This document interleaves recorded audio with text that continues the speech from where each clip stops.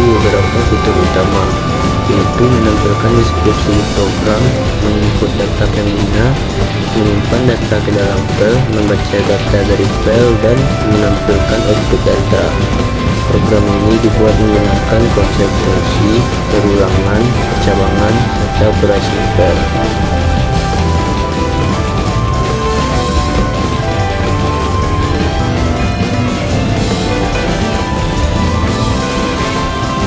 Berikut adalah penjelasan kode dari InfoOS. Pada bagian ini, program mengimpor library OS. Library ini digunakan untuk mengecek keberadaan file di dalam sistem, khususnya saat program akan membaca file data. Selanjutnya, penjelasan fungsi dari deskripsi program. Pada fungsi ini digunakan untuk menampilkan informasi umum mengenai program. Di dalam fungsi ini terdapat tampilan judul dan penjelasan singkat tentang fitur-fitur yang tersedia dalam program.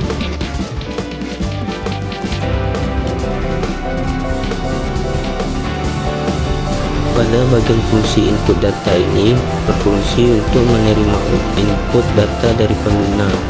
Data yang dimaksudkan meliputi nama, umur, dan alamat. Data tersebut kemudian disusun dalam format teks dan disimpan ke dalam sebuah variabel untuk digunakan pada proses selanjutnya.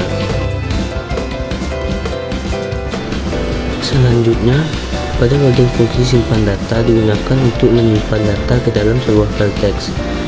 File yang digunakan bernama data pengguna txt. Jika file belum ada, maka file akan dibuat secara otomatis.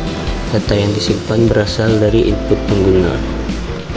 Pada bagian fungsi baca file ini berfungsi sebagai membaca data yang tersimpan di dalam file. Sebelum membaca file, program akan mengecek apakah file tersebut sudah ada atau belum.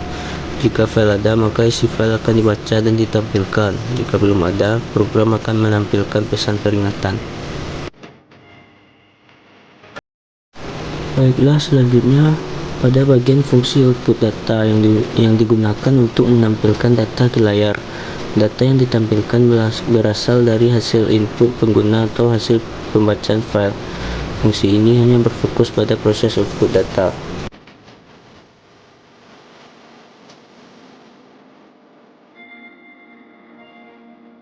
Fungsi DevMan ini merupakan bagian utama dari program. Di dalam fungsi ini terdapat menu interaktif yang memungkinkan pengguna memilih fitur yang diinginkan. Program menggunakan perulangan while agar menu dapat dijalankan berulang kali sampai pengguna memilih keluar. Baik, saya akan jelaskan menu dari program ini yang terdiri dari beberapa pilihan, yaitu pilihan pertama untuk menginput data, kedua untuk menyimpan data ke file, 3 untuk membaca data dari file, 4 untuk menampilkan output data, dan pilihan 0 untuk keluar dari program. Program menggunakan percabangan if, elif, else untuk menentukan aksi berdasarkan pilihan menu. Selain itu, program juga menggunakan try except untuk menangani kesalahan, seperti ketika pengguna mencoba menyimpan atau menampilkan data sebelum melakukan input.